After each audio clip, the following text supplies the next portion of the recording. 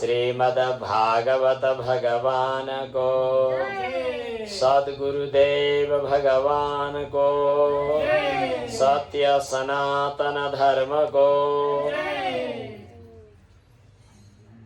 श्रीमद्भागवत महापुराण को आज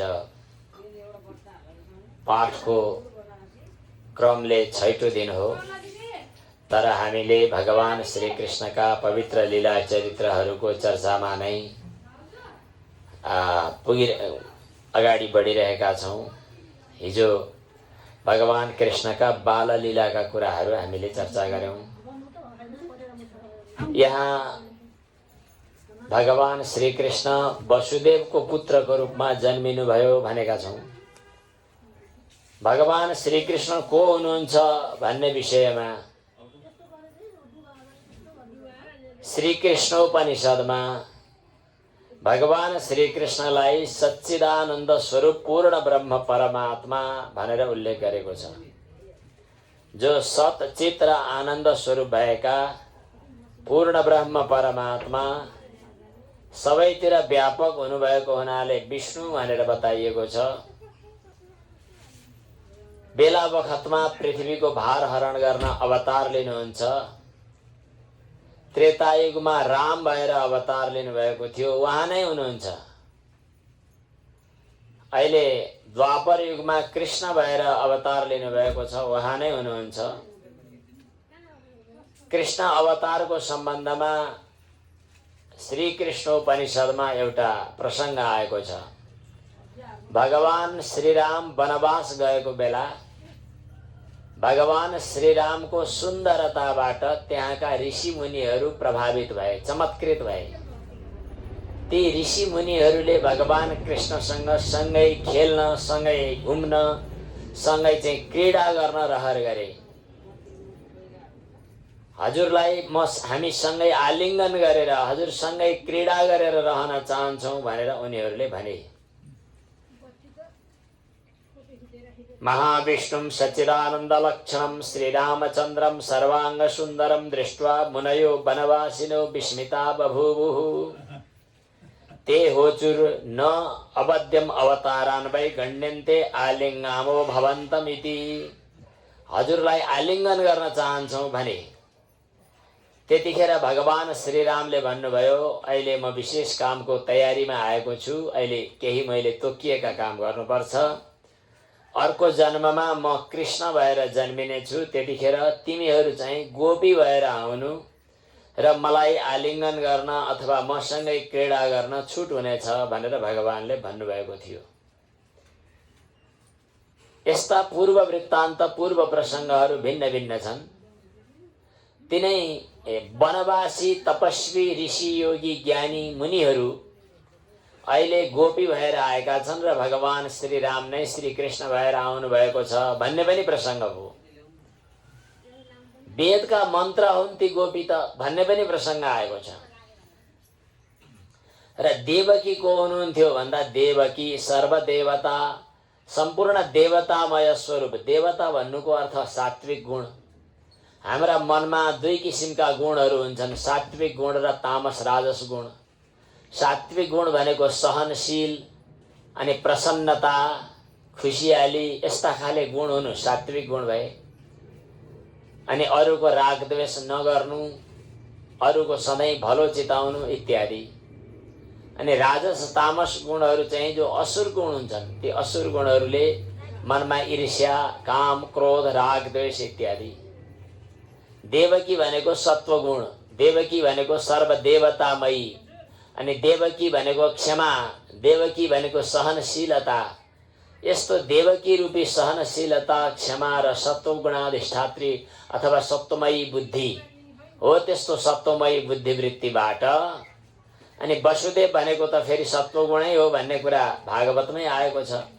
सत्वं विशुद्धं वसुदेव संगीतम भनेर। यसरी सत्वगुणाधिष्ठात्री बुद्धिसँग सत्वगुणको सम्बन्ध हुँदा अर्थात भगवान प्राप्त गर्ने अनुकूल मनोवृत्ति हुँदा मानसिक संकल्पबाट भगवान श्री कृष्ण जन्मिनु भएको हो। अर्थात कृष्ण भनेको सच्चित आनन्द स्वरूप सबैतिर व्यापक भएको पूर्ण ब्रह्म परमात्मा। जसलाई कहीं शिव कहीं विष्णु शब्दले प्रयोग गर्न सकिन्छ, तर वास्तवमा भगवानको नामले घेरा हाल्न सक्दैन। नामको सीमा भन्दा पनि माथि हुनुहुन्छ अनि रूपले पनि भ्याउँदैन भगवानलाई पत्तो लगाउन। त्यसकारणले भगवानलाई अनाम रूपम तमहम प्रपद्ये, नाम र रूप रहित भनेर मानेको छ। निर्गुण निराकार निर्विकल्प अनादि अनन्त अनि नाम रूप रहित सतचित्र आनन्द स्वरूप भनेर भगवानको स्वरूप वर्णन गरेको छ। सत भनेको जो तिनै कालमा रहने, चित भनेको ज्ञान स्वरूप, आनन्द भनेको सुख स्वरूप, जो पूर्ण ब्रह्म परमात्मा हो, त्यही परमात्मा नै अहिले कृष्णको रूपमा निर्गुण भइकन पनि गुण स्वीकार गर्नुभएको छ। नाम रूप रहित भएर पनि नाम र रूपलाई स्वीकार गर्नुभएको छ। भक्तको रक्षाको लागि यसरी भगवान अवतार लिनुभएको। अब भगवानका अवतारमा सानैदेखि बाल्यकालदेखि जे जति लीलाहरू भए, ती लीलाको घटना चाहिँ हामी भक्तहरूको साधकहरूको हृदयमा पनि घट्ने घटना हो।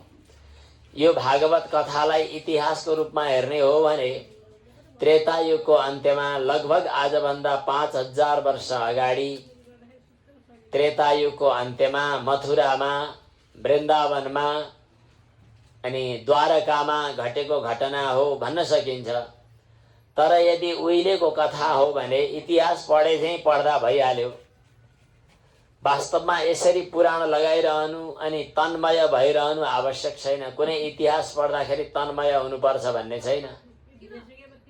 तर भागवतको फरकपन के छ भने भागवत इतिहास मात्र होइन, हाम्रो जीवनमा दैनिक घटिरहने एउटा घटना, हाम्रा हृदयभित्रका भावनाका उथलपुथलहरू अनि यही हृदयभित्रै भगवान प्रकट हुनुभएको, साधकको हृदयमा भगवान प्रकट हुनुभएको कथा, यही कथा भएको हुनाले आफ्नो कथाको रूपमा हामी पुराण श्रवण गर्दछौँ र पुराण खास गरी चाहिँ उपदेश प्रधान पनि हुन्छ। त हिजोको प्रसङ्गमा भगवान श्री कृष्णले नन्द बाबाको घरमा आएर वसुदेवको पुत्र भएर जन्मिनुभयो। नन्द बाबाको घरमा आउनुभयो अनि पुतना आदिलाई मार्नुभयो अनि अलिक ठुलो हुँदै गएपछि गोपीहरू कहाँ गएर नवनी घिउ चोरी गर्नुभयो इत्यादि कथाहरू हिजो आएको थियो। नन्द शब्दको अर्थ पनि हामी जुन शब्दबाट आनन्द भन्ने अनुभव गर्दछौँ त्यही आनन्द नै नन्द हो। र यशोदा भनेको यश दिनेवाली, कीर्ति दिनेवाली, अरूलाई जस दिने स्वभाव भएकी भन्ने अर्थमा यशोदा भयो।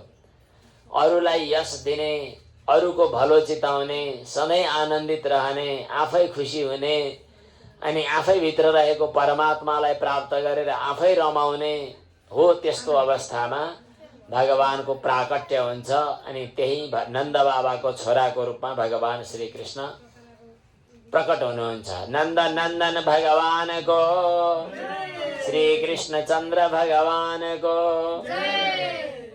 अनि गोपी भनेका को रहेछन् भने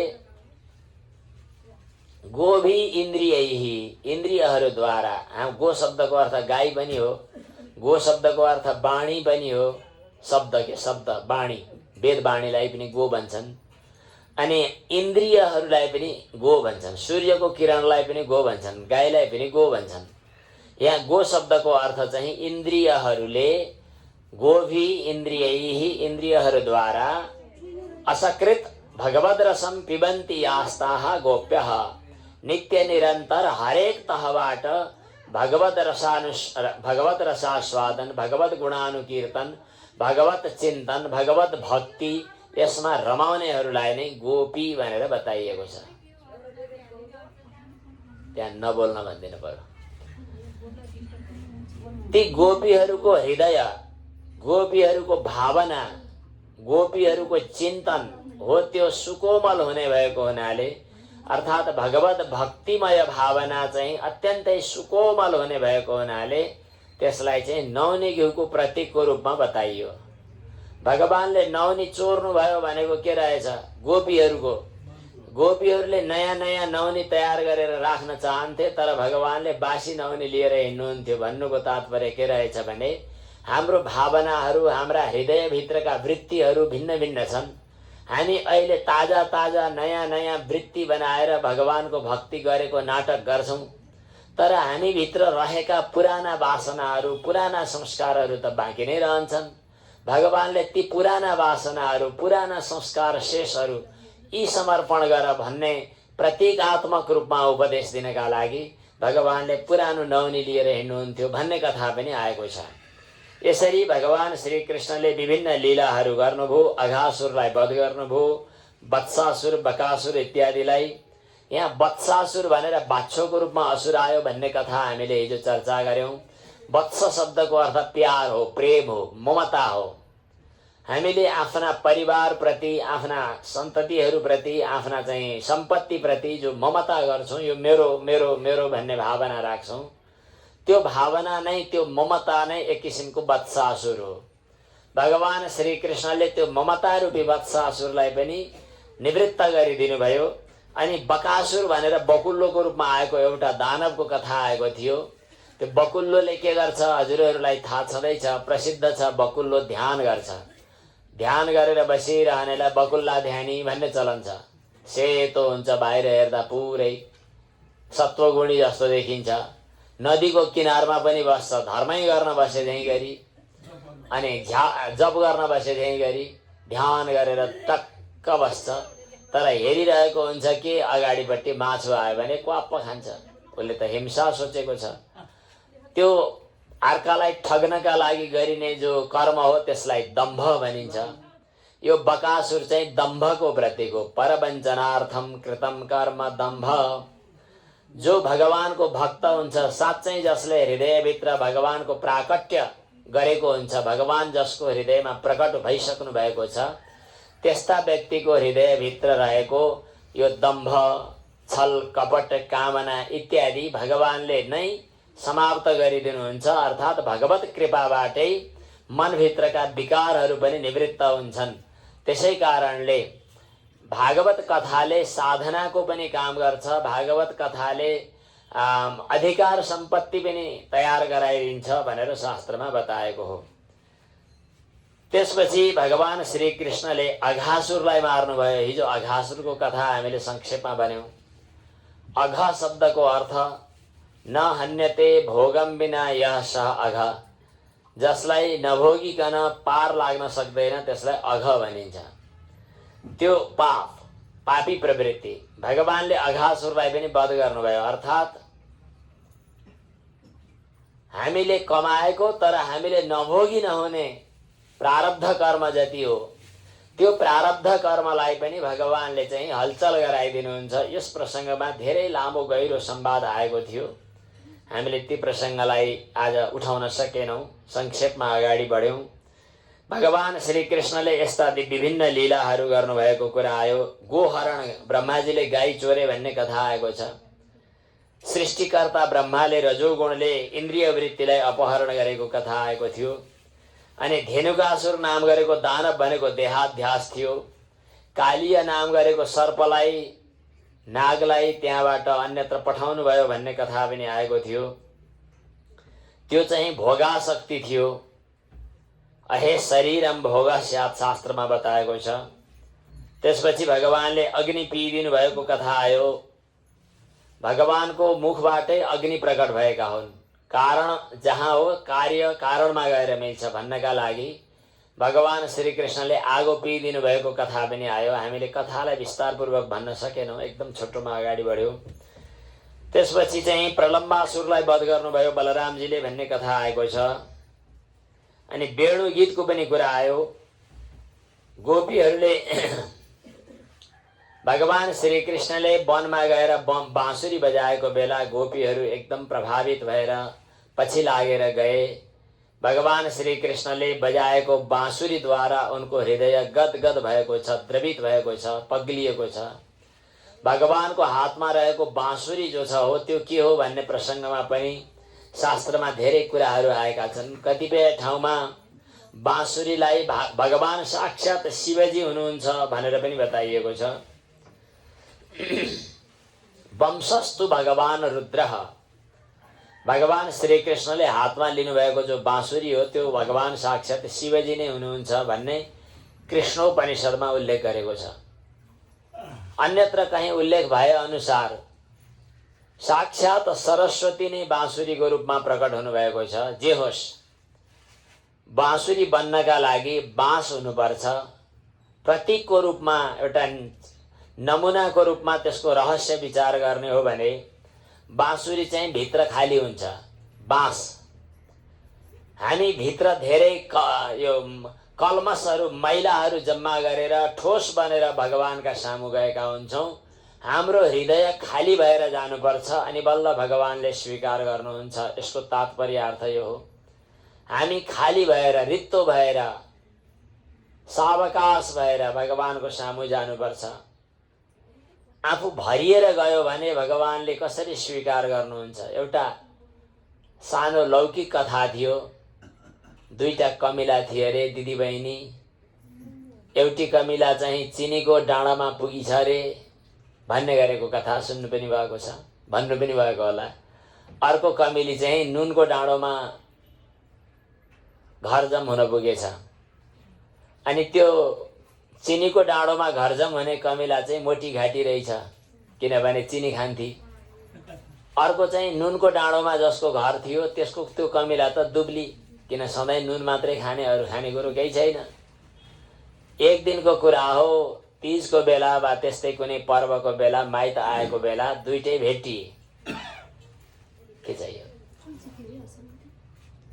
अघि नै भन्नुपर्छ नि, बरु केही नगर्ने भन्छु म, चुपचाप लाग्यो नि चुप्पा, अथवा नदेखिने। त्यसपछि दुईटी भेट भए। मैले आँखा चिम्लिनु पर्ने हुन्छ त्यहाँ चर्चा भयो भने। अनि दुईटी दिदीबहिनी भेट भए, एउटी मोटी घाटी, एउटी दुब्ली पातली। अनि दुब्ली पातली भएकीले भनी मोटी घाटीलाई, तिमी के खान्छौ र तिमी मोटी भएकी भनेर सोद्धाखेरि उसले भनी, म त चिनीको डाँडोमा मेरो घर छ, मिश्री चिनी भएको ठाउँमा म त त्यही खान्छु, म मोटी छु। तिम्रो घर गाउँमा के छ नि, खानेकुरा के हुन्छ नि भन्दाखेरि नुनको गाउँमा बस्नेवाली कमिलीले भनी, मेरोमा त नुन मात्रै छ, अरू के खानु, त्यसै भएर म नमोटाएको भनिछ। त्यसो भए अब के गर्ने त भन्दाखेरि त्यो चिनीको डाँडोमा भएकी कमिलीले भनी अर्कीलाई कि म कहाँ आऊ न केही समय, मेरो गाउँमा आऊ, त्यहीँ बसेर केही दिन खाऊ, केही दिन मोटी घाटी बन, तिमी पनि आवश्यकता परे यतै घरजम गर आऊ भनेर भनेपछि हुन्छ भनेर नुनको डाँडोमा बस्नेवाली कमिली चाहिँ चिनीको डाँडोमा पुगिछ। अनि त्यहाँ यता घुम्छे उता घुम्छे, आर्कीले चाहिँ चिनी खाएको स्वादिलो जिब्रो पड्काउँछे, तर त्यो नुनको डाँडोबाट आएकी कमिला चाहिँ उस्तै छ, मोटाउने पनि होइन, कुनै स्वादको अनुभव हुने पनि होइन, जिब्रो पड्काउन पाउने पनि होइन, मिठो हुने पनि होइन। खोइ मलाई त उस्तै छ त, पहिले नुनको डाँडोमा बस्दा जस्तो थियो त्यस्तै छ, फरकै केही छैन यहाँ आउँदा पनि भनेर भन्छे उसले। कारण के भयो? यो त चिनीको मुलुक हो, यो चिनीको पहाड हो, चिनीको पहाडमा आउँदा पनि गुलियो स्वादै नआउने भनेपछि कारण के होला भनेर यसो विचार गरे। विचार गरेर हेर्दा उसको मुखमा चाहिँ नुनकै डल्लो लिएर आएको रहेछ पहिलेको गाउँको। अनि त्यो मुखमा भएको डल्लो फ्याँकेपछि मात्रै अनि चिनीको स्वाद आउन थालेथ्यो रे। यो लौकिक कथा हो, सुन्ने मान्छेको दृष्टि अन्यत्र गयो कि भनेर भागवत कथा छोडेर बाहिर एउटा प्रसङ्ग ल्याएको। हाम्रो गुरु परम्परा, मेरो पिताजीले भन्नुहुन्छ भागवतको बिचमा अरू कथा ल्याउने होइन, त्यसैले मैले स्वतन्त्र प्रवचन गर्नुपर्दा मात्रै बाहिरी कथा ल्याउँछु, त्यसबाहेक अरू ल्याउँदिनँ। आज मात्र एउटा लिएर आएँ। त्यसको तात्पर्य के हो भने भगवानका सामु जाँदा विषयको नुनिलो पहाड बोकेरै गइयो भने भगवत रसको आनन्दको अनुभव हुँदैन, खाली भएर जानुपर्छ। बाँसुरी खाली छ, भगवानको साथमा रहने सङ्घ पनि खाली छ। समखेयस्य, जसको शून्यतामा, जसको खालीपनमा कल्याणै कल्याण छ, हो त्यो सङ्घ हो। ख शब्दको अर्थ आकाश हो, सम शब्दको अर्थ कल्याण हो, सुख हो, आनन्द हो। जसको शून्यतामा, जसको खालीपनमा, जसको केवल रित्तोपनमा कल्याण नै कल्याण हुन्छ, त्यसलाई शङ्ख भनिन्छ। भगवानले शङ्ख साथमा लिनुभएको छ। भगवानको साथमा बाँसुरी छ। विष्णु भगवानको हातमा शङ्ख हुन्छ भने भगवान श्रीकृष्णको हातमा चाहिँ बाँसुरी छ, वंशी। बाँसुरी खाली त छ, भगवानको सामु जाँदा खाली जानु, तर यत्तिकै ढसमस्स बसेर पनि हुँदैन रे। तपित हुनुपर्छ, तपस्या गर्नुपर्छ, साधना गर्नुपर्छ, त्यो बाँसुरी बाँस चाहिँ बाँसुरी बन्नका लागि ऊ धेरै पटक सुक्यो होला। सुक्ने बेला पनि व्यवस्थित तरिकाले सुक्नु पर्यो, बटारिने गरी टेढिने गरी सुक्न भएन, ढङ्गसँग सुक्नु पर्यो। शास्त्रले बताए अनुसारका साधनाद्वारा तपस्याद्वारा तपित भएर सुक्नु पर्यो अनि त्यसपछि छिप्पिनु पर्यो।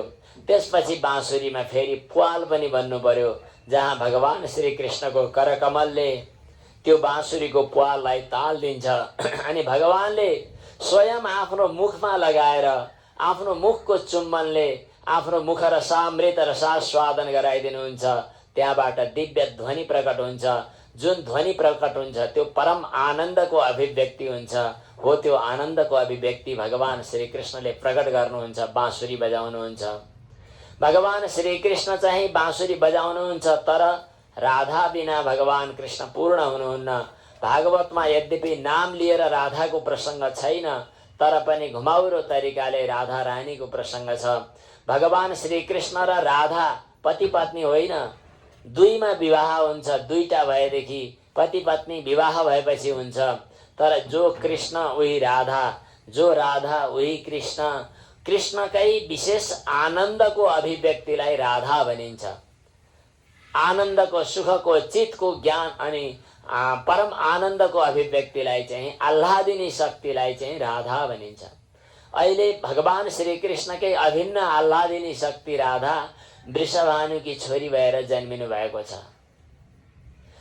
अनि राधा रानीले भगवान श्री कृष्णको मात्र चिन्तन गर्नुहुन्छ, किन अभिन्न हो। भगवान कृष्णले राधा रानीको चिन्तन गर्नुहुन्छ, अभिन्न हो। तर लौकिक रूपमा दुई ठाउँमा छुट्टा छुट्टै जन्मिनु भएको छ। त्यसैले अब भेटघाट हुने सन्दर्भ छ। एक दिनको कुरा हो, भगवान श्री कृष्णलाई राधा रानीसँग भेट गराउन साक्षात सुखदेवजी अथवा साक्षात मयूर, सुकावतार भगवानकै अवतार, सुखदेवको अवतार मयूर बनेर त्यो मयूर चाहिँ भगवान श्री कृष्णले बाँसुरी बजाएको ठाउँमा पुग्यो। भगवान कृष्णले जहाँ बाँसुरी बजाउनु भएको थियो नजिकमा गएर मयूरले प्वाख फैलाएर नाच्न थाल्यो। जब मयूर नाच्न थाल्यो, भगवान श्री कृष्ण उसलाई हेरेको हेरै हुनुभयो। अनि मयूर चाहिँ बिस्तारै बिस्तारै बिस्तारै बिस्तारै पछाडि हट्दै हट्दै नाच्दै नाच्दै नाच्दै वृषभानु नन्दिनी राधा रानी भएको ठाउँमा पुग्यो। एक ठाउँमा थपक्क बस्ने है, अरू केही नगर्ने। वृषभानु नन्दिनी राधा रानी भएको ठाउँमा पुग्यो। भगवान श्री कृष्ण बाँसुरी बजाउँदै बजाउँदै बजाउँदै त्यहीँ पुग्नुभयो। पुगेपछि जब मयूरले नाच बन्द गर्यो, नाच बन्द गरेपछि भगवान श्री कृष्णले आँखा खोल्नुभयो, माने यताउति हेर्नुभयो। हेर्दाखेरि नजिकमा राधा रानी देख्नुभयो। जब राधालाई देख्नुभयो भगवान कृष्णले, भगवान कृष्ण मोहित हुनुभयो। भगवान कृष्ण चाहिँ तन्मय हुनुभयो, एकदम एकाग्र हुनुभयो, टोलाउनु भयो, समाधि अवस्थामा पुग्नुभयो। बस्दा बस्दै त्यसपछि चाहिँ एक किसिमले बेहोसको अवस्थामा, एक किसिमले सुषुप्तिको अवस्थामा, एक किसिमले मूर्छाको अवस्थामा पुग्नुभयो।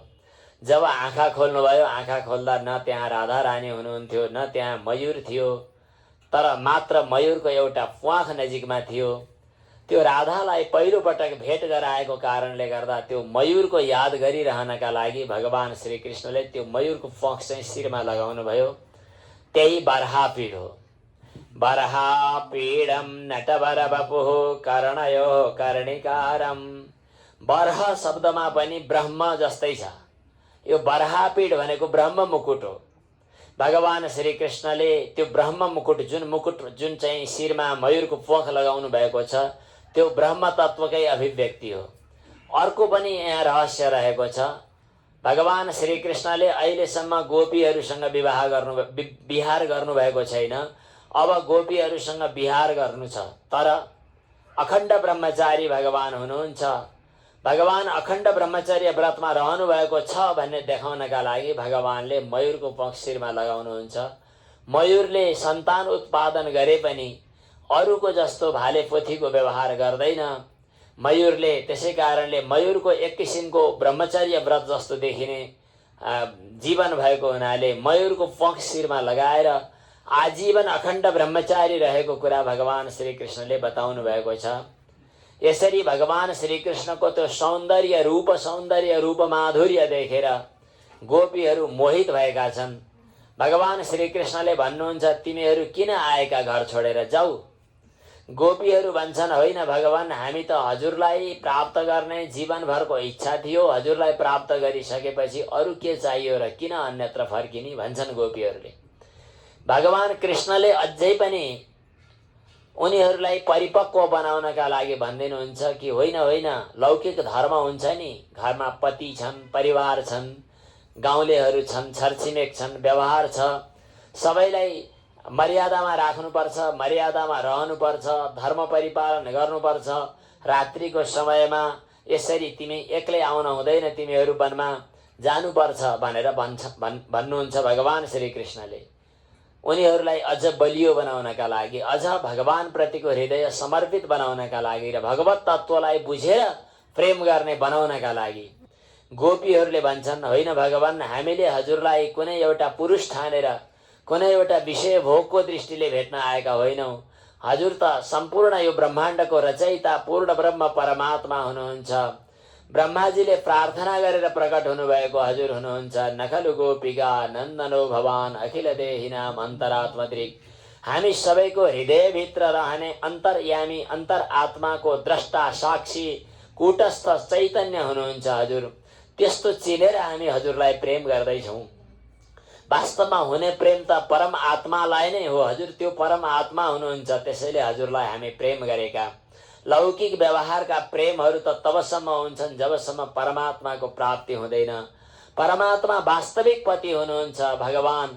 वास्तविक पति भगवानलाई प्राप्त गरिसकेपछि लौकिक पतिको लौकिक मर्यादा चाहिँ त्यति महत्त्वपूर्ण हुँदैन, सामान्य हुन्छ। भगवान श्री कृष्णले गोपीहरूलाई यो भावना बुझ्नुभयो। त्यसपछि अरू केही साधनाका अवशेषहरू बाँकी थिए। रासक्रीडा विस्तार गर्ने इच्छा पनि गर्नुभएको छ। तर यसभन्दा अगाडि एउटा प्रसङ्ग बाँकी छ। भगवान अपि तत्रैव बलदेवेन संयुतः अपश्यन् निवसन् गोपान् इन्द्रयाग कृतोद्यमान। अब एकपटकको कुरा हो। भगवान श्री कृष्णले देख्नुभयो घरमा चाहिँ रमाइलो गरिरहेका छन्, मिठाई पकाएका छन्, फुलपातीहरू जम्मा गरेका छन्, अनि चाहिँ पूजा सामग्रीहरू धुमधाम तयार गरेका छन्। नयाँ नयाँ सामग्रीहरू सबै सजाउने, तोरण बाट्ने, पूजा गर्ने के तयार गर्दैछन्। भगवान कृष्णले सोध्नुभयो, बाबा बाबा यो के गर्न लागेको भनेर सोध्नुभयो। नन्द बाबाले भन्नुभयो, हाम्रो परम्परा छ, हाम्रो चलन छ, हरेक वर्ष इन्द्रको पूजा गर्नुपर्छ। भगवानले भन्नुभयो, इन्द्रको पूजा नगरे के हुन्छ? बाबाले भन्नुभयो, इन्द्र रिसाउनुहुन्छ। भगवानले भन्नुभयो, कहाँ हुनुहुन्छ नि इन्द्र देवता? खोइ अब कहाँ हुनुहुन्छ, अन्यत्रै हो। इन्द्र खुसी भएपछि सबै कुरो ठिक हुन्छ। भगवान कृष्णले भन्नुभयो, यसो गरौँ न, हामीले गाई चराउनु पर्छ। गाई चराउँदा यो चाहिँ पर्वतमा, जहाँ चाहिँ यहाँ अहिले गोवर्धन पर्वत छ हो, यहाँ पर्वतमा जानुपर्छ। पर्वतको पूजा गऱ्यौँ भने पर्वतले घाँस, अनि पर्वतले चाहिँ जल, पर्वतले वृष्टि सबै कुरा गराउँछन्। नदेखिने देवताको पूजा किन गरिरहनु? देखिने देवता त हाम्रा त गोवर्धन पर्वत, यहीँ पूजा गरौँ हुन्न भनेर भनिदिनु भयो। भगवान कृष्णको मिठो बोली, भगवान कृष्णको युक्तिपूर्ण तर्क सुनेर सबैले हुन्छ भने इन्द्रको पूजा गर्न तयार पारेको सामग्रीले अब पर्वतको पूजा गरे। यसलाई अर्को दृष्टिले हेर्दा प्रकृतिको पूजा गरेको, नदेखिने देवताको पूजा गरेर होइन, प्रकृतिको पूजा गरेर सफलता प्राप्त हुन्छ भन्ने कुराको सङ्केत, एउटा क्रान्ति, एउटा नयाँ कदम भगवान श्री कृष्णले सुरु गर्नुभएको भन्न पनि मिल्छ। भगवान श्री कृष्णले भने अनुसार गोवर्धन पर्वतको पूजा गरे सबैले। भगवान त अन्तर्यामी हुनुहुन्थ्यो। भगवान आफै गोवर्धन पर्वत भित्र पनि छिर्नुभयो, अनि आफै पूजा गर्ने पनि भन्नुभयो, पूजा गरिने पनि भन्नुभयो। ल गोवर्धन पर्वतलाई मिठा मिठा नैवेद्यहरू दिनुपर्छ भन्नुभयो, आफैले नैवेद्य चढाउनु भयो। गोवर्धन पर्वत भित्र प्रवेश गरेर ती नैवेद्यहरू खाइदिनु भयो। अनि आफै भन्नुहुन्छ, लौ हेर गोवर्धन पर्वतले त नैवेद्य प्रत्यक्ष आएर खाइदिनु भयो भन्नुहुन्छ। फेरि भगवानले लौ दुधले स्नान गराउनु पर्छ, अनि पुष्पवृष्टि गर्नुपर्छ, लौ अब परिक्रमा गर्नुपर्छ भनेर गोवर्धनको भव्य पूजा आजाको आयोजना भयो। अनि जय जय मनाइयो, गोवर्धन गिरिराजको जय। आज वृन्दावनमा जानेहरू गोवर्धनको परिक्रमा गर्छन्। आज पनि त्यहाँ प्रत्यक्ष भगवानको पूजा गर्ने चलन आज पनि छ, दुध चढाउँछन्। अनि गोवर्धन पर्वतको जय जय हुन थाल्यो, गोवर्धन गिरिराजको, गोवर्धन गिरिराजको जय जय गर्छन्। कसले कहाँ के गरिरहेको, मेरो पूजा गरे अनि छैनन्, अहिले बोलाउनु पनि बोलाउँदैनन्, के भएको भनेर इन्द्र महाराजलाई खुल्दुली भयो। इन्द्र महाराजले आएर हेरेको पूजा भइराखेको छ, कसको, डाँडाको, पर्वतको, मेरो त पूजै छैन। यो सब कसले गरेको भन्दा इन्द्रलाई थाहा भयो, यो कृष्णले। बाबु केही नगर, चुप्प। यो गोवर्धन पर्वतको यस्तो काम कसले गर्यो भन्दाखेरि कृष्णले। ओहो, यही छट्टुले पो गरेछ, यसलाई मैले तहलाउनु पर्छ भनेर अनि साम्वर्तक नाम गरेका बादलहरूलाई इन्द्रले बोलाए। अनि ती बादलहरूलाई आदेश दिए, तिमीहरूले धुमधामसँग पानी वर्षाइदेऊ, त्यहाँ ब्रजभूमिमा वृन्दावनमा जहाँ तहीँ बगाइदेऊ, तिनीहरू सबैलाई बगाइदेऊ, पखालिदेऊ, सबैलाई भेल बाढी गएर सब खतम होस् भनेर इन्द्रले आदेश दिएपछि आकाशमा बादल लाग्न थाल्यो, अनि मेघ गर्जिन थाल्यो, चड्याङ र चुडुङ हुन थाल्यो, सबै भिज्न थाले, घर चुहिन थाले, अनि उड्न थाले। सब के गर्ने र कसो गर्ने आत्तिए। भगवान श्रीकृष्ण भएको ठाउँमा लौ न के गर्ने हो, पानी पर्यो बेसरी, घर चुहिन थाल्यो, के गर्ने भनेपछि भगवानले भन्नुभयो, हाम्रो गोवर्धन गिरिराज हुनुहुन्छ नि, गिरिराज पर्वतले हामीलाई रक्षा गर्नुहुन्छ भनेपछि भगवान कृष्णले आफैले पर्वत उठाउनु भयो। उत्पात टेकेन, एउटै हातले चाहिँ जुरुक्क उचालेर अनि यस्तो माथि लगेर, अझ कतिपय ठाउँमा त कान्छी औँलाले अड्याएको भन्ने चलन छ, गोवर्धन पर्वतलाई चाहिँ यसरी माथि अड्याइदिनु भयो। लौ आऊ यहीँभित्र भन्नुभयो। सबै गाई बाछाहरू अनि ती गोप गोपीहरू आफ्ना घर गाउँ परिवार सब आए भित्र। 7 दिन 7 रातसम्म धुमधाम पानी पर्यो, तर गोवर्धन पर्वतभित्र सबै सुरक्षित भए।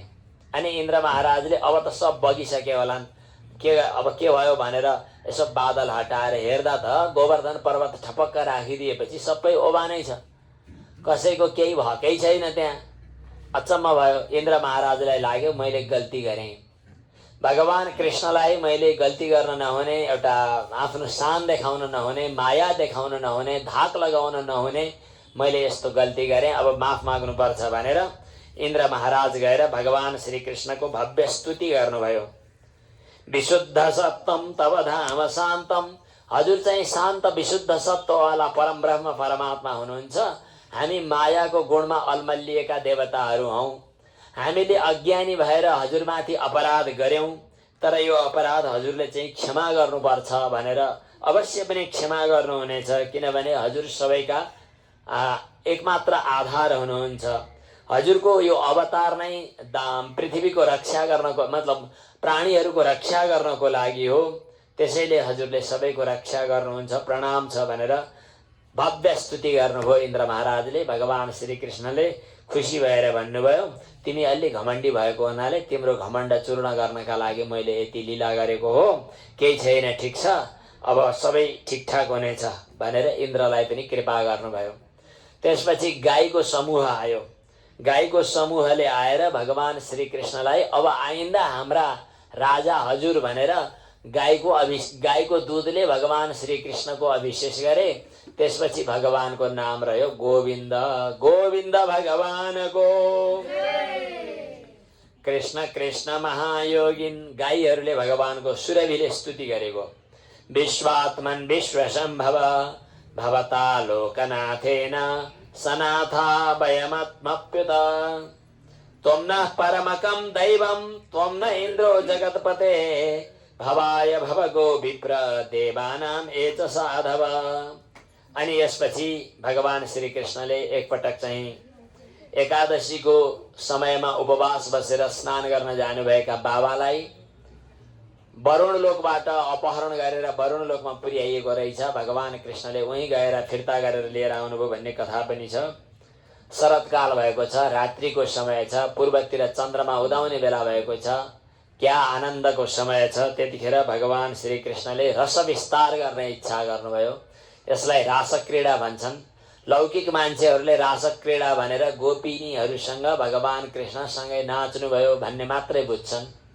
बाहिर हेर्दा अलिअलि त्यस्तो लाग्ने लीला पनि हो, तर यसको रहस्य चाहिँ परम आनन्दलाई रस भनिन्छ। हुन त हामी सागसब्जीमा पानी हालेकोलाई रस भन्छौँ, तर रस वास्तवमा व्यवहारमा हामीले पनि भन्छौँ क्या स्वादिलो कुरा, क्या रसिलो कुरा गर्नुभयो उहाँले। उहाँसँग कुरा गर्दाखेरि क्या आनन्द आउँछ भन्दा कहिलेकाहीँ रस शब्दको अर्थ आनन्दमा पनि हामी प्रयोग गर्दछौँ। उपनिषदमा शास्त्रमा रस शब्दको अर्थ वास्तविक परम आनन्दलाई भनिन्छ। रसो वैश भनेर भगवान परम आत्मा नै रस स्वरूप हुनुहुन्छ भनेर बताएको छ। त्यही परमात्माले जीवात्माहरूको साथमा पनि आनन्दको अंश विस्तार गर्नुभयो भन्नका लागि रासक्रीडा भनिन्छ। यतिखेर फेरि भगवान श्रीकृष्णले वनमा गएर बाँसुरी बजाउनु भएको छ। त्यो बाँसुरीको आवाज सुनेर गोपीहरू फेरि सम्पूर्ण घरका काम छोडेर जान्छन्। भगवान श्रीकृष्णले किन आएका भनेर भन्नुहुन्छ। उनीहरूले भन्छन् कि हजुरको आनन्दको अनुभूति, हजुरको साथ, हजुरको सान्निध्य, हजुरमा समर्पित हुन, हजुरमा आफू मिल्नका लागि आइपुगेका। लोक व्यवहारहरू हामीलाई चाहिएन। जबसम्म हजुर प्राप्त हुनुहुन्न तबसम्म लौकिक व्यवहारहरू आवश्यक पर्छन्। हजुर प्राप्त भएपछि लोक व्यवहार किन चाहियो भन्छन् गोपीहरूले। जसरी एउटा उदाहरणको लागि दृष्टान्त लिन सकिन्छ। पति विदेशमा भयो भने पतिव्रता नारीहरूले पतिको स्मरण गरेर घरमा पनि पूजा गरेर पतिको फोटो अगाडि राखेर स्मरण गरेर बस्छिन्। आज पहिलेको प्रचलन त पतिको चरणको पाउको जल नखाइकन भोजन नगर्ने चलन थियो। कमसेकम फोटोलाई सम्झेर अनि केही जल, अहिले पनि हाम्रो आमाहरूले त्यो गर्नुहुन्थ्यो। अनि घरमा पति हुनुहुन्न भने त्यस्तो अवस्थामा चाहिँ फोटो अगाडि हेरेर फोटोमा पूजा गरेर अनि जल त्यही नजिकै लगेर चरणोदक लिएको भावना गरेर मात्रै खाने चलन थियो। त्यो पहिलेको प्रतीक एउटा संस्कार, परम्परा, शास्त्रीय मर्यादा पनि हो। पति जस्तो हुँदा, पत्नी जस्तो हुँदा ती कुराहरू हुन्थे। पत्नी पनि फेरि यज्ञको लागि, धर्मको लागि विधिपूर्वक शास्त्रले बताएको निर्देशन पालन गरेर विवाह गरिने भएको हुनाले पत्नीलाई पत्नी मात्रै भन्न पाइँदैनथ्यो, धर्मपत्नी भन्न पर्थ्यो। किनभने धर्मपत्नी शब्दको अर्थ हाम्रो सम्बन्ध केवल धर्मको आधारमा हुँदैछ, हामी दुईटा धर्मको बन्धनले बाँधिएका छौँ भन्ने एउटा मर्यादा थियो हाम्रो। त्यो मर्यादामा रहेकी पत्नीले फोटोमा पूजा गरेर बसिरहेको बेला धेरै वर्ष पछाडि पति बाहिर ढोकामा आइपुग्नु भयो, ढोका ढकढकाउन थाल्नुभयो। अब फोटो पूजा गरेर बस्ने कि बाहिर पति आइसकेपछि भेट्न जाने। जबसम्म प्रत्यक्ष पति भेट हुँदैन तबसम्म फोटोमा पूजा गरेर बसिन्छ। जब प्रत्यक्ष पति आइसक्नुभयो भने फोटोमा पूजा गरिरहनु जरुरी छैन। प्रत्यक्ष पतिको रूपमा, प्रत्यक्ष परम आराध्य परमात्माको रूपमा हजुर भगवान श्रीकृष्ण सामनेमा हुनुहुन्छ भने हजुरलाई प्राप्त गर्ने हकमा हामीलाई लौकिक व्यवहारहरू आवश्यक पर्दैन भनेर उनीहरूले भने। उनको भावना साँच्चै समर्पण भइसकेको थियो। उनीहरूको भावना पूर्णतया पवित्र थियो, पूर्णतया परमात्मालाई प्राप्त गर्ने योग्य बनिसकेका थिए। त्यो योग्य बनिसकेको गोपीहरूको अवस्था बुझेर भगवान श्रीकृष्ण उनीहरूसँग क्रीडा गर्न थाल्नुभयो, रस विस्तार गर्न थाल्नुभयो। तर ती गोपीहरूको मनमा घमण्ड भएछ, ओ हामी त क्या भाग्यमानी है, भगवान कृष्णलाई साथसाथमै लिएर खेल्न घुम्न पो पाएका छौँ भनेर घमण्ड गर्न थाले। अब उनीहरू आफ्नो गर्वमा, आफ्नो सौभाग्यमा, आफ्नो घमण्डमा अलिकति अलमल्लिएछन्। त्यो अवस्था थाहा पाएपछि भगवान श्रीकृष्ण एकाएक त्यहाँबाट हराउनु भयो। भगवान एकाएक हराउँदा गोपीहरू वियोग व्यथाले विचलित भए अनि भगवानलाई खोज्दै तडपिँदै हिँड्न थाले। अनि कहीँ यमुनाको किनारमा बालुवाको छेउछाउमा खोज्दै हिँड्छन्, कहीँ त्यहाँका लहरा पातहरू खोज्दै हिँड्छन्। घरिघरि चाहिँ उनीहरूले भन्छन् कि हामी खोज्दै हिँड्दा भगवान कृष्ण हामीसँग लुक्न बाहिर कुद्दै हुनुहुन्छ होला, त्यसैले हामीले अन्यत्र जाने होइन। यहाँ त एउटी कुन चाहिँ भगवान कृष्णसँगै गइछ कि क्या हो, अनयाराधितो नूनम भनेर पनि चर्चा गरे। अब हामी भगवानलाई बाहिर खोजेर होइन, हामीले भित्रै एकाग्रतापूर्वक चिन्तन गरेर प्राप्त गर्नुपर्छ भने र रात्रिको समय थियो। यमुनाको किनारमा जहाँ सुकोमल बालुवा थियो, गोपीहरू एक ठाउँमा जम्मा भएर उनीहरूले गाना गाए। जुन गाना गाए यसलाई गोपी गीत भनिन्छ। जयति तेधिकम जन्मना प्रजा श्रयत इन्द्रिया शश्वदत्रहि इत्यादि गोपी गीतका श्लोकहरू यहाँ आएका छन्। गोपी गीतमा प्रवेश गर्यो भने, यसको अर्थ गर्न थाल्यो भने निस्किन गाह्रो हुन्छ। महिनौं दिन यसका अर्थ, यसका व्याख्या, यसका चिन्तनहरूमा समय बित्न सक्छ। धेरै गहिरो साधनाको कुरा, शास्त्रका मर्महरूको कुरा यहाँ उल्लेख गरेको छ। सम्पूर्ण शास्त्र सारहरू गोपी गीतमा आएको छ। हामीले समयको गतिलाई याद गर्दै गोपी गीतको धेरै चर्चा नगर्दै अगाडि बढ्छौं। तर संक्षेपमा गोपीहरूले भन्न थाले कि जब जब हजुरको यहाँ अवतरण भयो तब यो वृन्दावन ब्रजभूमि धन्य भयो। साक्षात लक्ष्मीजी पनि यहीं आएर निवास गर्न थाल्नुभयो। यो हामी यस्तो वृन्दावन भूमिमा रहेर हजुरको खोजी गरिरहेका छौं। आज हजुर हामीलाई छोडेर कहाँ भाग्दै हुनुहुन्छ हे भगवान? हामीलाई हजुरले बेला बेला त रक्षा गर्नुभएको हो। कहिले असुरहरूले सताउँदा, कहिले बिख पिलाउँदा, कालियनाको दहमा हामी झिर्सिँदै गर्दा, जल्दै गर्दा, राक्षसहरूको मुखमा पर्नु पर्दा हजुरले बेला बेला रक्षा गर्नुभएको हो। आज फेरि हजुरले आफ्नो वियोगको आगोमा जलाएर किन तडपाउँदै हुनुहुन्छ हामीलाई? हामीले हजुरलाई त्यत्तिकै प्यार गरेका होइनौं। हजुर त साक्षात पूर्ण ब्रह्म परमात्मा हुनुहुन्छ भन्ने बुझेर हजुरलाई हामी प्यार गरिरहेका छौं। जब जब हजुर गाई लिएर वनमा जानुहुन्छ तब तब हामीलाई हजुरलाई नदेख्दा एक छिन पनि, एक युग, एक कल्प बिते बराबर लामो लाग्छ। हजुरलाई देख्दाखेरि हेरिरहन मन लाग्छ। रात्रिको समयमा हजुरसँगै याद गरिरहन्छौं हामीले। जब जब हजुरले हामीलाई हाम्रो हृदयमा शीतलताको स्पर्श गराइदिनुहुन्छ त्यतिखेर हामीलाई आनन्द हुन्छ।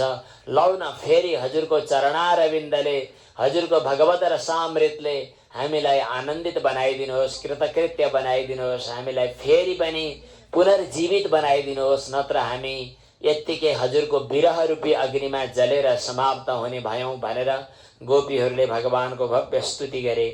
यत्ते सुजात चरणाम्बुरुहं स्तनेषु भीताः शनै प्रियदधी महि कर्कशेषु तेनाटवीम् अटसि तद्व्यथतेन किं स्वित् कुर्पाधिभिर्भ्रमति धीर्भवदायुषां न। हजुरका सुकोमल चरण बाहिर भाग्दै गर्दा कहीँ कोप्यो होला, काँडा लाग्यो होला। जुन चरणको सुकोमलतालाई हाम्रो वक्षस्थलको स्पर्शले पनि बाधा गर्ने हो कि भनेर डराएर हामी बिस्तारै स्पर्श होस् भन्ने चाहन्छौं। त्यस्तो हजुर आज कहाँ दौडिँदै हुनुहुन्छ भनेर गोपीहरूले गायन गर्न थाले। गाए। यो गायन गरेको यो छन्द पनि भिन्नै छ। इन्दिरा छन्द भन्छन्, कसै कसैले यसलाई कनक मञ्जरी छन्द पनि भन्छन्। हरेक श्लोकको संरचना विचित्र छ। अगाडिको र पछाडिको बीचको अक्षरहरूको चाहिँ बीच बीचमा विचित्रको संयोग पनि छ। जस्तै जयति तेधिकम जन्मना ब्रजा जज मिल्यो, श्रयत इन्दिरा शाश्वदत्रहि सस मिलेको छ। दैत दृश्यताम दिक्षुतावका द अक्षर मिलेको छ। स्त्वै धृता शबस्त्वाम विचिन्वते। हरेक ठाउँमा ती अक्षरको संरचना पनि विचित्रको छ। यो छुट्टै चक्र बन्छ यसको। शरदुदासये साधुजात सत सरसिजोदर श्रीमुषादृशा। सुन्दाखेरि पनि जहाँ जहाँ सस आयो सनै आयो। सुरतनाथ ते शुल्कदासिका वरद निघ्नतो नेह किं वध इत्यादि। यो स्तुति पछाडि उनीहरूले गायन गर्दै थिए। भगवान श्री कृष्ण उनीहरूको बीचमा कताबाट आउनुभयो थाहा नै छैन। टुप्लुक्कै देखा पर्नुभयो। पीताम्बरधर स्रग्वी साक्षात मन्मथ मन्मथ।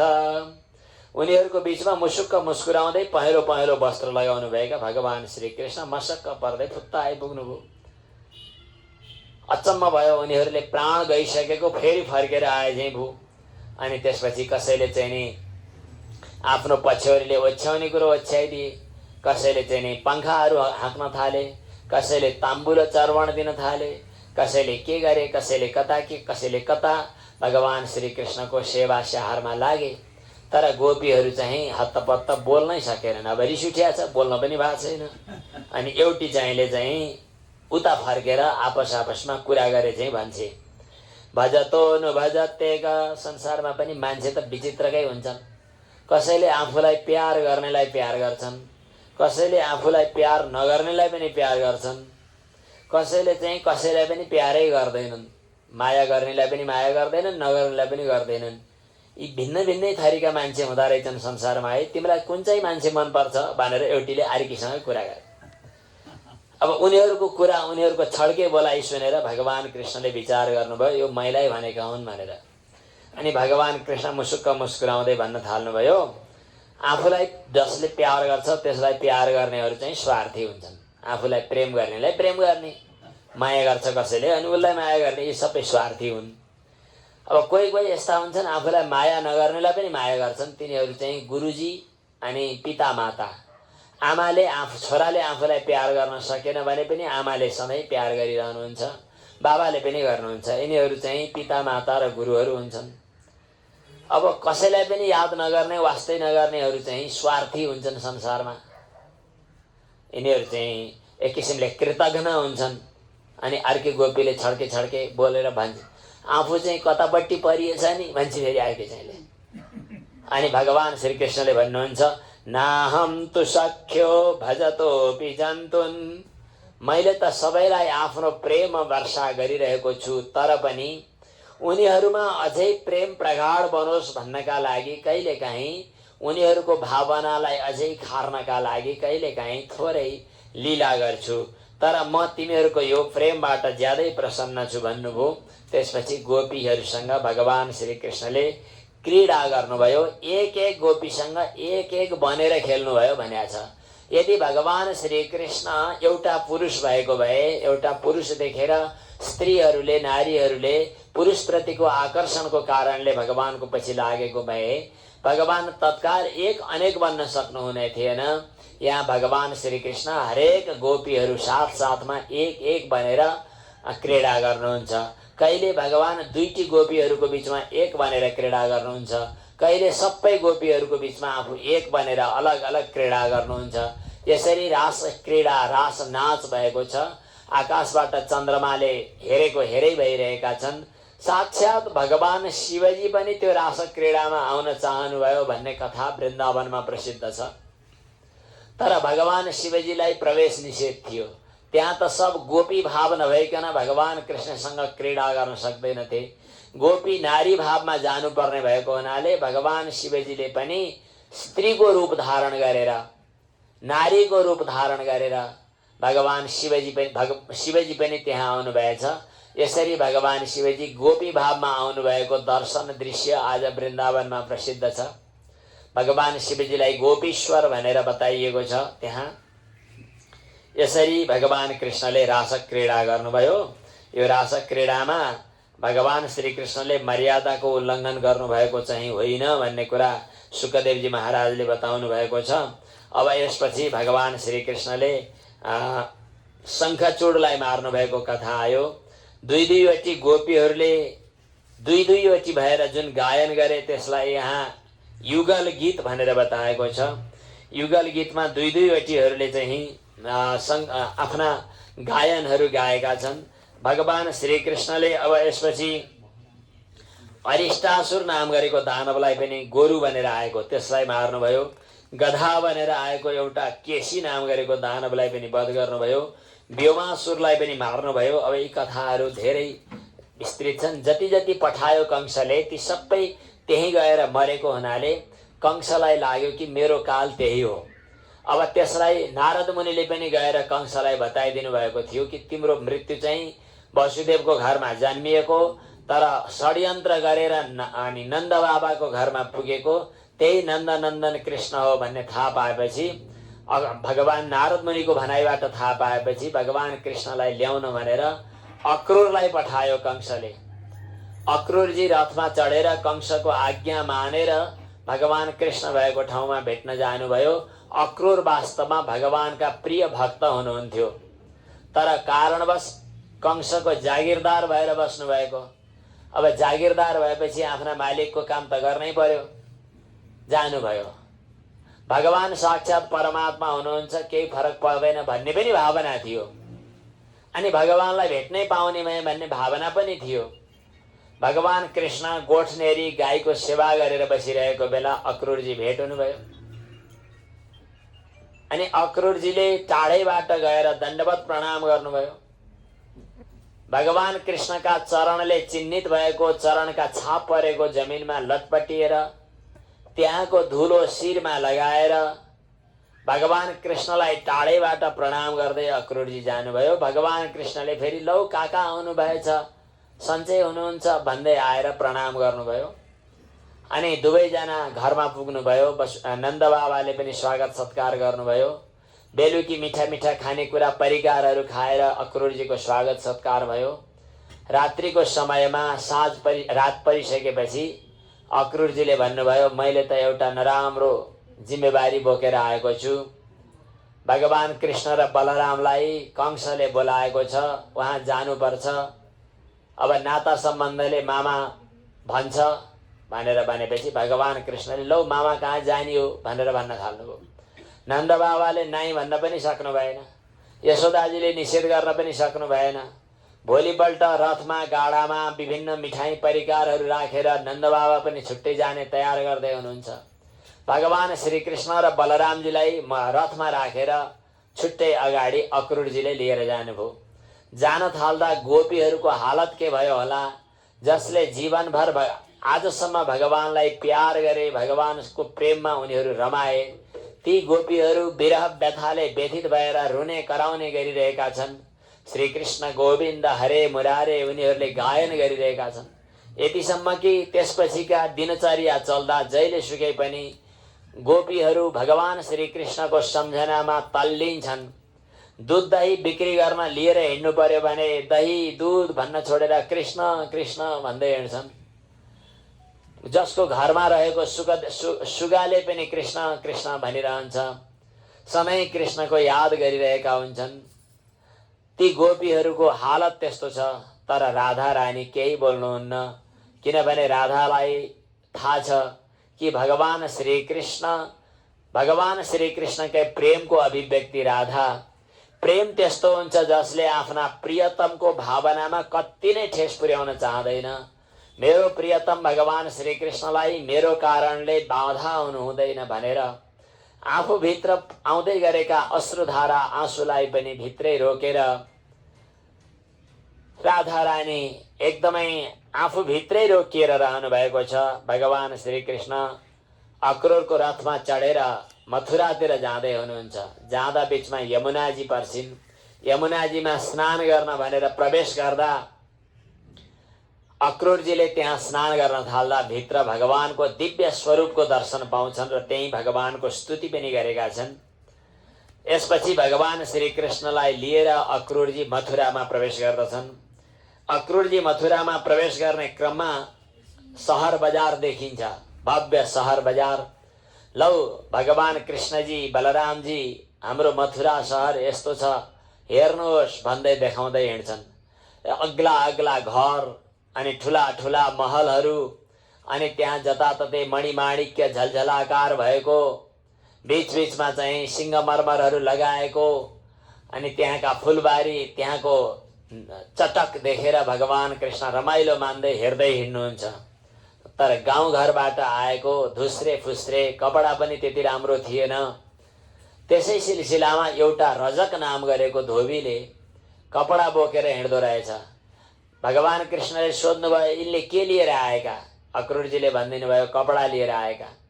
भगवान कृष्णले भन्नुभयो लौ न हामीलाई पनि कपडा देऊ, राम्रा कपडा हामी लगाउँछौँ, यहाँ सहरमा हिँड्दा राम्रा कपडा लाउनु पर्छ, राम्रो नाना छैन हाम्रो भन्नुभयो भगवान कृष्णले।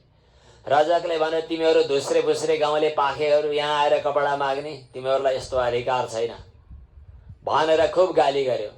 भगवान कृष्णले ए हो भनेर झिक्न थाल्नुभयो। उसले धक्का मुक्का गर्दै थियो, चड्कन हानेर टाउको छुट्याइदिनु भयो अनि रजक मर्यो। त्यसपछि कपडाहरू टक्क झिकेर सब लगाएर टिलिक्क परेर भगवान कृष्ण हिँड्न थाल्नुभयो। त्यो रजक नाम गरेको धोबी चाहिँ त्यो जो थियो त्यो चाहिँ ज्यादै चम्चागिरी गर्ने, कंसलाई गएर कुरा लगाउने बानीको थियो। त्यो मर्यो रे, त्यसलाई ती नन्द बाबाका छोराहरूले आएर मारिदिए रे भन्ने सुनेपछि त्यहाँका सहरवासीहरू सब दङ परे, खुसी भए। भगवान कृष्णप्रति सबैको एकदम अनुराग बढ्न थाल्यो। त्यसपछि अलि पर जाँदाखेरि एउटा दर्जी दाई भेटिए। उनले भगवान श्रीकृष्णका कपडाहरू जो बढार्दै हिँड्थे, कपडा जम्मै जमिनमा लतारिँदै हिँडेको थियो, उनले ती सुदामाले चाहिँ म कपडा मिलाइदिन्छु भनेर कपडाहरू ल्याएर छाँटकाँट पारेर फिटिङ गरेर ठिक्क पारेर चिटिक्क पारेर लगाइदिने गरी मिलाइदिए। भगवान कृष्ण चाहिँ अब त एकदम सजिएर अगाडि हिँड्ने हुनुभयो।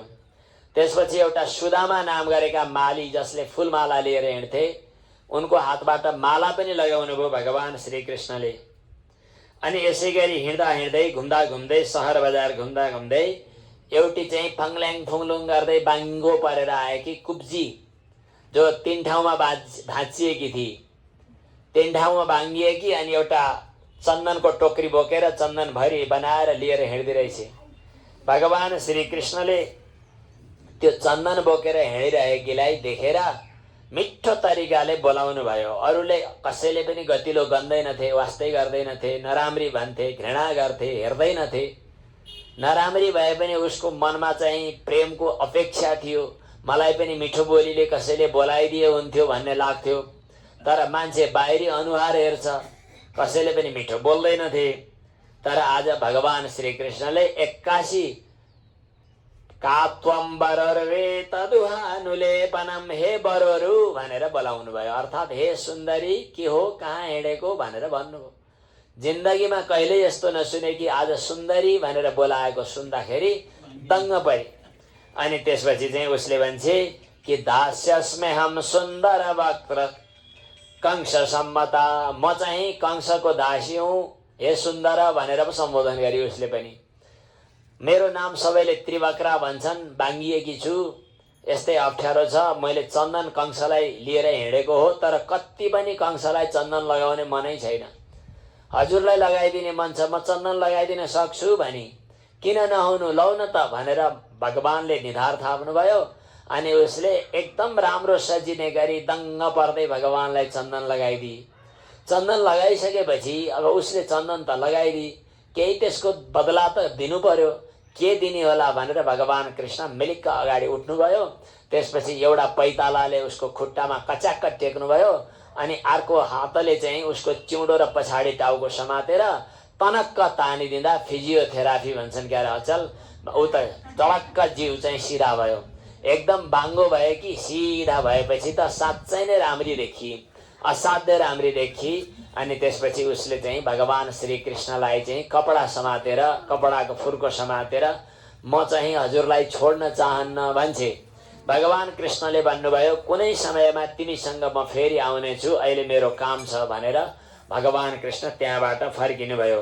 त्यसपछि जहाँ यज्ञ मण्डप थियो, जहाँ धनु राखिएको थियो, त्यो पनि हेर्न जानुभयो। त्यहाँ जाँदा बडेमाको धनु राखिएको रहेछ। भगवानले रामावतारमा पनि परशुरामको धनु भाँच्नु भएको छ, यहाँ कृष्ण अवतारमा पनि त्यो धनु उचाल्नु भयो।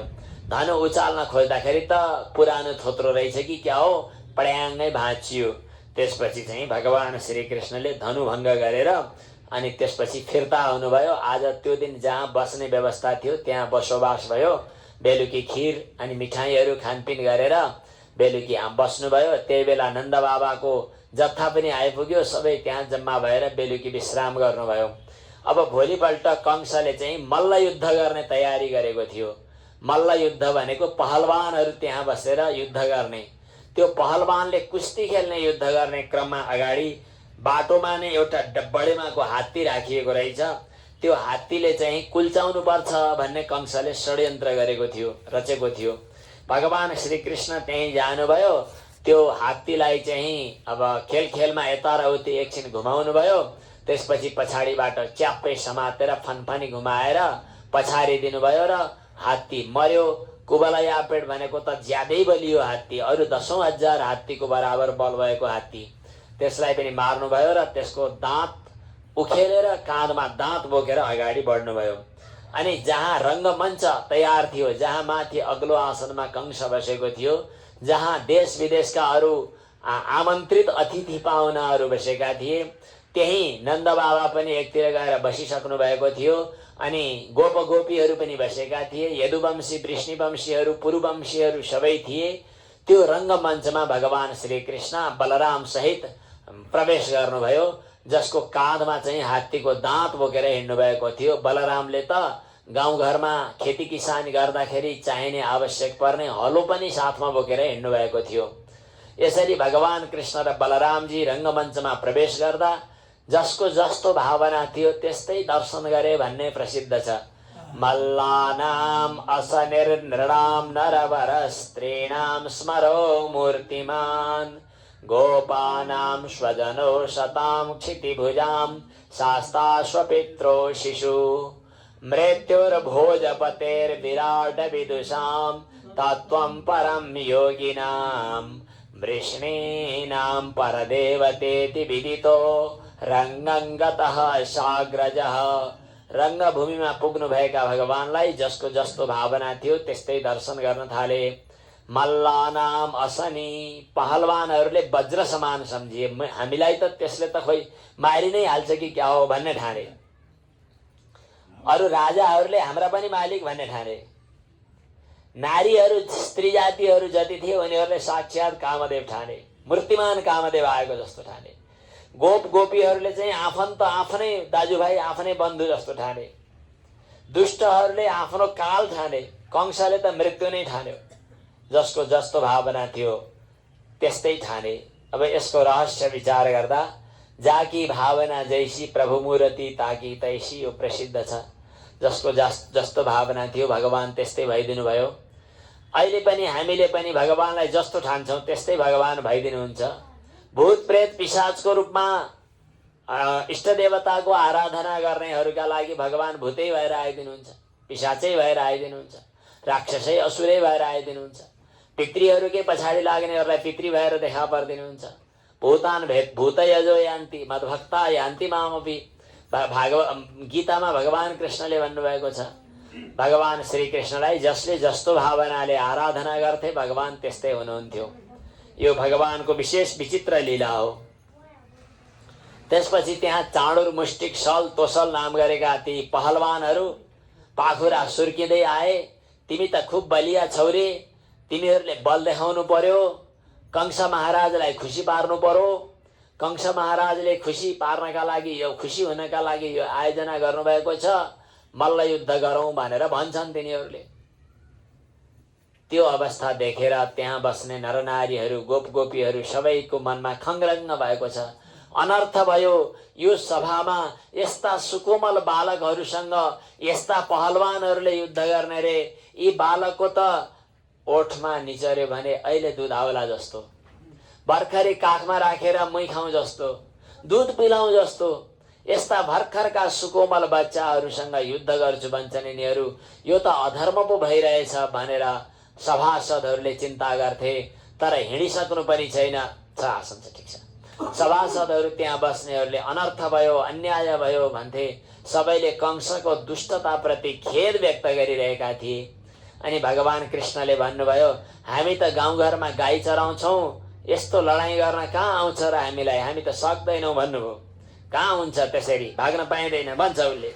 लौ ठिकै छ त भनेर अनि बिस्तारै लडाइँ गर्न अलिअलि विचार गरौँ है त भन्दै अगाडि बढ्नुभयो। त्यसपछि मल्ल युद्धमा ती चाँडुर मुष्टिक सल तोसलहरूसँग खुब कुस्ती खेल्नुभयो। उनीहरूलाई पछारेर एक मुक्का हानेर तिनीहरूलाई चाहिँ समाप्त गरिदिनु भयो। त्यसपछि चाहिँ एकदम आत्तियो कंस अनि मार मार काट काट यिनीहरूलाई समात पक्ड पक्ड भनेर सैनिकहरूलाई आदेश दिन खोज्दै थियो। भगवान त्यहाँबाट ब्रुक्क उफ्रिएर अग्लो ठाउँमा बसेका थियो। गएर झ्याप्पै कठालो समात्नु भयो र झ्यामै तल खसाइदिनु भयो। खस्दै गर्दा पहिल्यै होस उडेर पहिल्यै चाहिँ उसको हार्ट फेल भन्छन् अचेल, उसको मुटुले काम गर्न छोडेर मरिहाल्यो। भगवान श्री कृष्णले त्यहाँ माथि मुक्का प्रहार गर्नुभयो।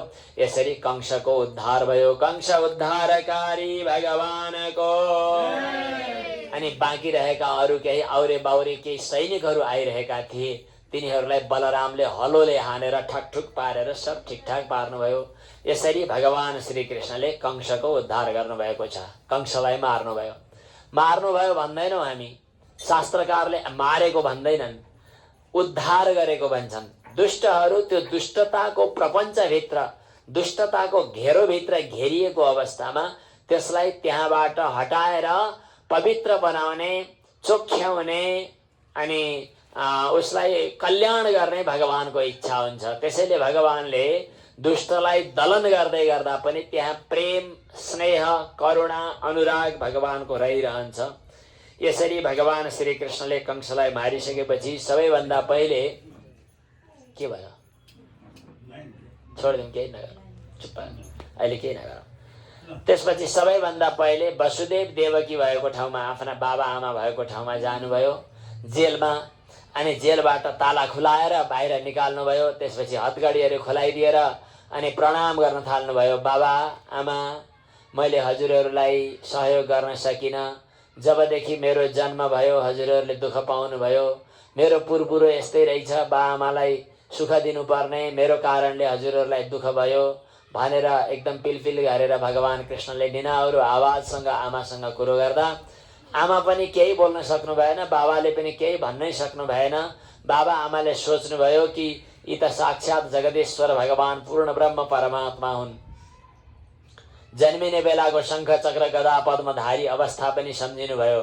त्यस्तो हुँदा भगवान कृष्णको मनमा लाग्यो, अब जब प्रेम हुँदैन, जब भगवान र भक्तको दूरी टाढा हुन्छ, भगवान सर्वशक्ति सम्पन्न अनि भक्त चाहिँ सामान्य तुच्छ हुन्छ, तब प्रेम बन्दैन। प्रेमका लागि त भगवान र भक्त नजिक हुनुपर्छ, आत्मीय हुनुपर्छ। त्यहाँ गौरवको भाव बाँकी रहन हुँदैन, ठुलो ठालु भन्ने भाव बाँकी रहन हुँदैन। यसैका लागि त भगवानको यो वात्सल्य स्वरूप हो, भगवानको यो पुत्रको रूपमा अवतार हो। एउटा भक्तिका 9 प्रकारका भेदहरू मध्ये एउटा वात्सल्य भक्ति हुन्छ। भगवानलाई पतिको रूपमा मान्ने, भगवानलाई ईश्वरको रूपमा मान्ने कुरा टाढाको कुरा हो, तर भगवानलाई आफ्नो प्रियतमको रूपमा मान्ने, भगवानलाई आफ्नो पुत्रको रूपमा मान्ने, भगवानलाई सुकोमल भावनाद्वारा भगवानलाई आफ्नो ठानेर मान्ने, यस्तो एउटा वात्सल्य प्रेमको छुट्टै प्रकरण हुन्छ। वात्सल्य प्रेमको अभ्यास गरेका भक्तहरूले आज पनि भगवानलाई जाडो हुन्छ, भगवानलाई गर्मी हुन्छ, भगवानलाई यो तातो दुध भोग लाग्दैन, भगवानलाई यो कडा चिज भोजन हुँदैन, भगवानलाई त नुहाउनी चाहिन्छ, भगवानलाई त गर्मीमा तातो तातो चाहिन्छ, जाडोमा चाहिँ जाडोमा तातो तातो चाहिन्छ, गर्मीमा चिसो चिसो चाहिन्छ। यस किसिमको एउटा सुकोमल भावनाद्वारा भगवानको आराधना गर्ने प्रचलन आज पनि छ। भगवानले यही भक्तको भावनालाई अभिप्रेरित गर्नका लागि, भक्तिलाई बढाउनका लागि यस्तो लीला गर्नुहुन्छ। भगवानले भन्नुभयो, आमा म त हजुरको छोरा है भनेर काखमा गएर जब लुटुपुटु पर्न थाल्नुभयो, त्यसपछि आमाले झ्याप्पै अङ्कमाल गर्नुभयो अनि आँखाबाट अश्रुधारा बगाउँदै स्तनपान गराउन थाल्नुभयो। एकदम त्यो स्नेहले आमाले काखमा राख्न थाल्नुभयो। बाबा पनि एकदम स्नेहले द्रवीभूत हुनुभयो। पिता मातालाई प्रणाम गरेपछि म अब थोरै काम गर्नु छ भनेर बाहिर निस्किनु भयो र उग्रसेन जहाँ जेलमा थिए त्यहाँ उग्रसेनलाई पनि निकाल्नुभयो अनि उग्रसेनलाई कंसको राज्य जिम्मेवारी दिनुभयो। हजुरकै राज्य हो, हजुरले जिम्मेवारी लिनुहोस्। उग्रसेनले भन्नुभयो, हरि शरणम। उग्रसेनले भन्नुभयो कि राज्य सिंहासनमा बस्ने हजुर हो, म होइन, म त सेवक हुन्छु। भगवानले भन्नुभयो, हाम्रा पुर्खाको त्यस्तै आशीर्वाद छ, हामी राज्य सिंहासनमा बस्नु हुँदैन, हामीलाई त्यो अधिकार छैन, हजुर नै बस्नुपर्छ। भगवान श्रीकृष्णको आज्ञा अनुसार उग्रसेन राज्य सिंहासनमा अभिषिक्त हुनुभयो। त्यसपछि नन्द बाबालाई गएर भन्नुभयो, म अलि दिन पछाडि आउँछु, हजुरहरू फर्किनुपर्छ भनेर फिर्ता गर्नुभयो। त्यसपछि फेरि बाबासँग गएर रहन थाल्नुभयो। बाबा वसुदेव देवकीले अब छोरो ठुलो भइसक्यो, व्रतबन्ध पनि गरेको छैन अनि व्रतबन्ध गराउनु भयो। व्रतबन्ध गरेपछि छोरालाई पढ्नका लागि काशी पठाउनु भयो। अवन्तीपुर निवासी पनि भनेको छ सान्दीपनीको गुरुकुलमा। सान्दीपनीको गुरुकुलमा गएर 64 दिनमा 64 कला विद्या भगवान श्रीकृष्णले पढ्नुभयो। गुरुकुलमा गएर, गुरुकुलमा नगइकन विद्या पूर्ण हुँदैन भन्ने प्रतीकात्मक रूपमा यो एउटा उपदेश पनि हो। त्यसपछि भगवान श्रीकृष्णले गोपीहरूलाई सम्झाउन भनेर उद्धवजीलाई वृन्दावनतिर पठाउनु भयो। उद्धवजी वृन्दावनमा गएर भगवान कृष्णको ज्ञान सन्देश दिन थाल्नु भएको थियो। तर गोपीहरूको अनन्य प्रेम, अनन्य भगवान प्रतिको समर्पण भाव देखेर स्वयं आफै उद्धवजी पनि भक्ति रसमा द्रवीभूत भएर फर्किनुभयो। भन्नुहुन्छ वन्दे नन्द व्रज स्त्रीणाम पादरेणुम अभिक्ष्णसः।